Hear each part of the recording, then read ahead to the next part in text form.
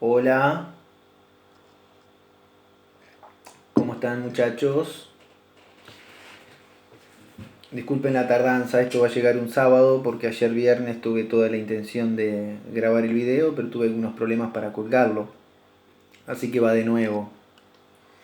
Eh, bueno, en la última clase, recordarán, voy ya a lo nuestro, estuvimos viendo el modo en que los dioses se reúnen, complotan en contra de Poseidón, que está ausente presenciando un sacrificio, una hecatombe en el país de los etíopes.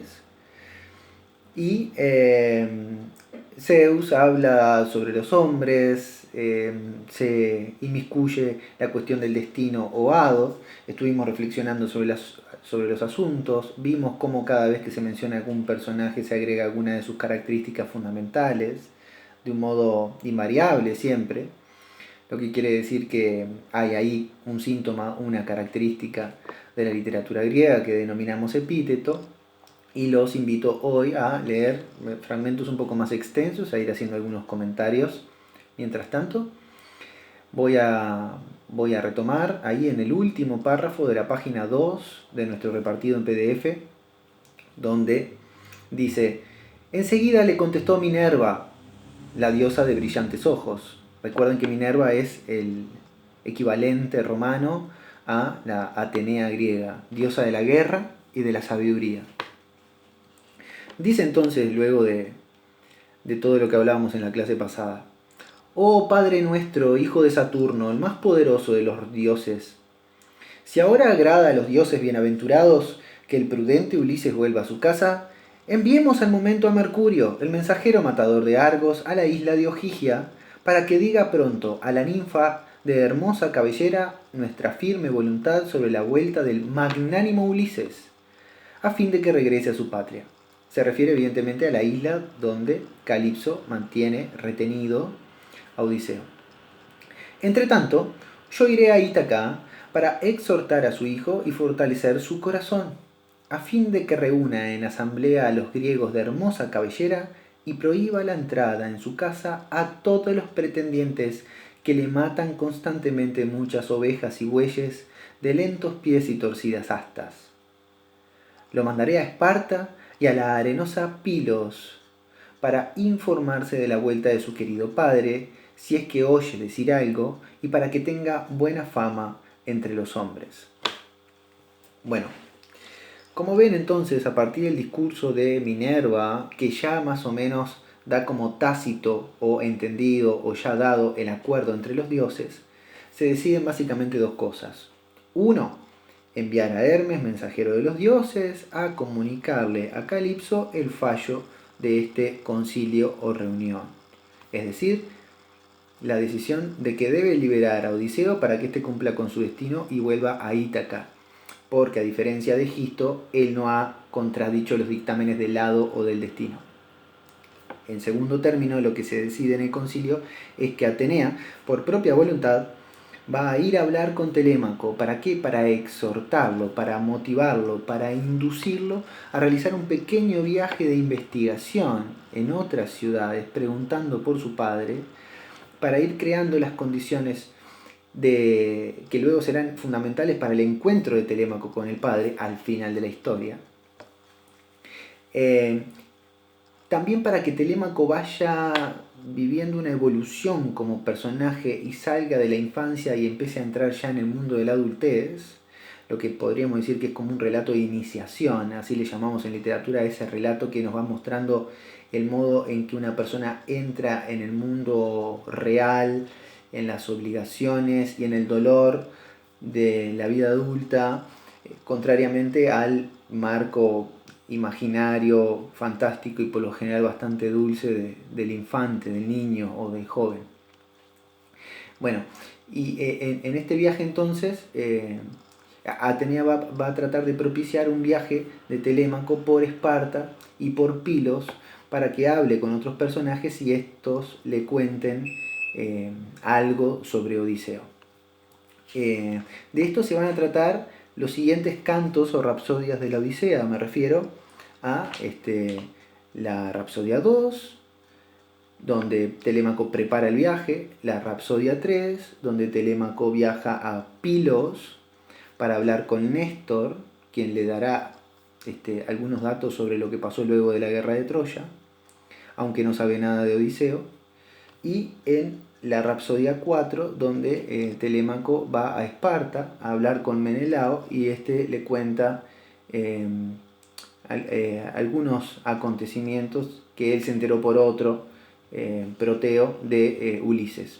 En todo caso, lo que quiero decir es que a lo largo de la Rapsodia 1, 2, 3 y 4, como verán, el protagonista del poema, de este poema épico, no es Odiseo, sino su hijo Telémaco. Luego, Odiseo ocupará, evidentemente, en el grueso de la historia, el centro protagónico. Por lo tanto, a este sector de que compete y que integra las primeras 4 rapsodias o cantos de la Odisea se le denomina telemaquia, debido a que el protagonista es Telémaco. Pues bien, luego de estas 2 decisiones, Atenea se prepara para hacer el viaje hacia Ítaca a hablar con Telémaco y dice: después de hablar así, se puso en los pies las bellas sandalias, divinas, doradas, que la llevaban sobre el mar y sobre la vasta tierra como el soplo del viento. Fíjense que hay una comparación o símil a través del nexo comparativo como para establecer una semejanza entre el desplazamiento, el modo en que se mueve la diosa Minerva Atenea y el mismo viento, confundiendo la entidad, digamos, de Atenea con un elemento de la naturaleza, aunque aclaremos que Atenea no es la diosa del viento, se mueve como un viento cuando se desplaza, digamos, según nos dice el texto, con esa velocidad. Y tomó una lanza fuerte, guarnecida con punta de acero, pesada, grande, sólida, con la cual destruía las filas de heroicos guerreros contra los cuales se irritaba esta hija de un padre poderoso. No olviden que, además de la diosa de la sabiduría, es la diosa de la guerra.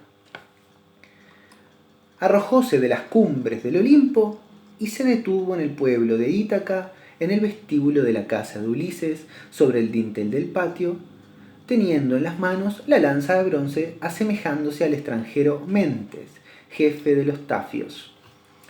2 cosas para destacar de este fragmento. Primero, Atenea se prepara, realiza un pequeño ritual previo a la transportación del Olimpo a el patio de la morada de Ulises, ahí en Ítaca, donde, bueno, Ulises no está, claro, está Telémaco y todos los pretendientes, ahora lo vamos a ver. Bueno, fíjense que se pone unas sandalias como mágicas, se pone como una túnica, y lo interesante es que dice: arrojóse de las cumbres del Olimpo y se detuvo en el pueblo de Ítaca. Fíjense que entre que se arroja y llega en el texto no figura cosa alguna, se realiza una especie de teletransportación o pasaje inmediato. El texto realiza como, o bien, una elipsis, es decir, como el corte de un sector de la historia que no importa y que implicaría todo el desplazamiento de Atenea del Olimpo a Ítaca, o bien, como no hay mediación, como no ocurre nada en el medio, como el texto no agrega nada entre ese arrojarse y ya llegar, podemos decir que ocurre de un momento al otro. En el tiempo en que da un paso, Atenea ya sortea toda la larga distancia y llega de un punto a otro, ¿no? En segundo lugar, como ven, y esto es muy importante, Atenea no aparece con la figura de una diosa ni con el aspecto de una mujer, sino aparece con su lanza en la mano, pero con la forma de un hombre, un tal Mentes, jefe de los Tafios. Aquí vemos una característica que habíamos hablado previamente, me refiero al antropomorfismo de los dioses griegos. Antropo, hombre, morfé, forma. Los dioses griegos se presentan con forma de Dios, con forma de hombre, quiero decir. Y fíjense que es muy interesante porque el hecho de que se presente como un hombre facilitará la conversación luego con Telémaco, porque, digamos, el antropomorfismo de Atenea crea como una condición ilusoria, ya lo sé, pero una condición ilusoria de igualdad, como si estuvieran digamos, en el mismo rango, como si fueran personas de la misma naturaleza, y esto va a lograr que haya intimidad, soltura, confianza y honestidad en el diálogo que se establecerá a continuación entre Atenea, Mentes, rey de los Tafios, y Telémaco, como si fuera la charla de dos hombres, de dos personas que comienzan a intimar casi con un gesto amistoso. Entonces el antropomorfismo tiene como estas dos implicancias para nosotros. Primero, porque destaca una característica de la literatura griega, y segundo, porque va a servir a cuestiones argumentales, porque favorecerá la intimidad del acercamiento entre estos dos personajes y el diálogo íntimo que establecerán ahí, que será importante para nosotros. Y fundamental para la telemaquia, porque gracias a este diálogo es que se pone en juego todas las acciones subsiguientes del canto 2, 3 y 4, que son los que componen este pequeño núcleo narrativo donde Telémaco es el protagonista y que denominamos recién como telemaquia. Algunos le dicen telemaquía, bueno, es un asunto como de acento.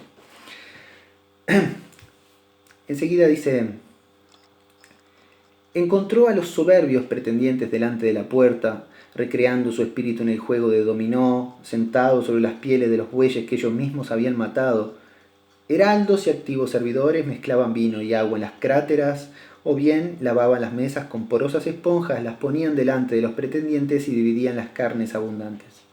Bueno, básicamente lo que nos está mostrando es que los pretendientes han tomado control de las posesiones de Odiseo, que están usurpando un sitio que no es de ellos, que son unos ocupas, digámoslo así, para que se me entienda, y que hacen uso de las riquezas de su reino y que básicamente están desbaratando ese orden que existía en tanto la autoridad estaba presente. Ahora que Odiseo se ha desplazado a la guerra de Troya, hace 20 años que no está, cunde, digamos, el caos, el desorden, y todo Ítaca está en una situación completamente indefinida, incluido Telémaco como hijo de Odiseo. El texto sigue diciendo: el divino Telémaco fue el primero que vio a la diosa. Estaba sentado en medio de los pretendientes con el corazón afligido, pensando en que su valiente padre viniera de cualquier parte, ahuyentara del palacio a los pretendientes, recobrara su posición y gobernara sus bienes. Fíjense que este deseo de Telémaco, que la voz lírica manifiesta, es un deseo profético, porque todo esto que Telémaco está deseando es, después de muchas complicaciones, lo que finalmente ocurrirá. Así que aquí podríamos ver casi como hasta un adelanto narrativo o un anhelo profético, insisto, que ya tal vez como una guiñada al lector o al escucha en los tiempos griegos ya le está anunciando que no olvide que la cosa termina bien. Así meditaba, sentado entre los pretendientes, cuando divisó a Minerva y se dirigió al vestíbulo, indignado de que un extranjero estuviese tanto tiempo de pie delante de la puerta. Acercóse a él, le tomó la mano derecha, recibió la lanza de bronce y le dijo estas aladas palabras: «Salud, extranjero. Serás tratado amistosamente entre nosotros y después de alimentarte con una comida, nos dirás lo que deseas». Como ven, Telémaco está perdido en medio del caos. Necesita la presencia de la autoridad paterna y tutelar para que ese caos, vuelva al orden original. Cuando ve llegar a un extranjero, se acerca a él y manifiesta dos características, una característica a través de dos gestos propios de la cultura griega, que son básicamente los elementos que hemos querido destacar. Me refiero a la cortesía griega de ser hospitalario con el extranjero. Telémaco lo ve y se indigna de que los pretendientes no lo hayan tratado con hospitalidad y lo dejen de pie demasiado tiempo. Así que va, recoge su lanza y antes de ponerse a conversar con él, le promete una comida. El gesto de comer, de hecho, de invitar a comer, fíjense que hasta el día de hoy es considerado tal vez el gesto hospitalario por excelencia. Invitar al otro y compartir el techo y la comida. No podemos entender no podemos concebir cosa más hospitalaria que esa. Fíjense que las raíces de esos valores, de ese sistema moral, está precisamente en estos textos tan antiguos de la antigua Grecia. Bueno, en esta situación de intimidad entre Telémaco y Atenea, disfrazada de Mentes, vamos a dejar el análisis por hoy. Simplemente quiero destacar una cosa más. Recuerdan que Odiseo se caracteriza como héroe por su astucia o su ingenio y también por su curiosidad. Estas características decíamos que lo veíamos incluso en el mecanismo de Penélope de tejer y destejer, como si tuviera un gesto muy de Odiseo o de Ulises. También vamos a ver gestos de ingenio en Telémaco en otros sectores de la historia, no en la Rapsodia 1, pero si leen el libro van a encontrar cómo Telémaco comienza a mostrar rasgos propios de su padre. Algo de eso veremos un poquito más adelante, pero en síntomas bastante sutiles.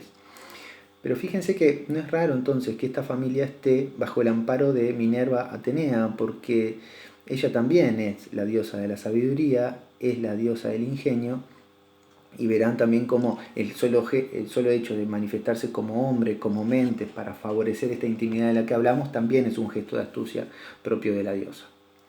La dejamos por ahí, en un par de días va video más largo. Algo le pasa a mi celular que no me deja ir más allá de los 17 minutos y me estoy acercando a la deadline. Atención con todo esto que estamos viendo, todos los apuntes, porque apenas terminemos el análisis, falta todavía, tal vez la mitad, voy a mandar un trabajito. Les mando un abrazo grande, espero que nos veamos pronto. No descarto hacer una reunión por Zoom a lo largo de esta semana. Se cuiden.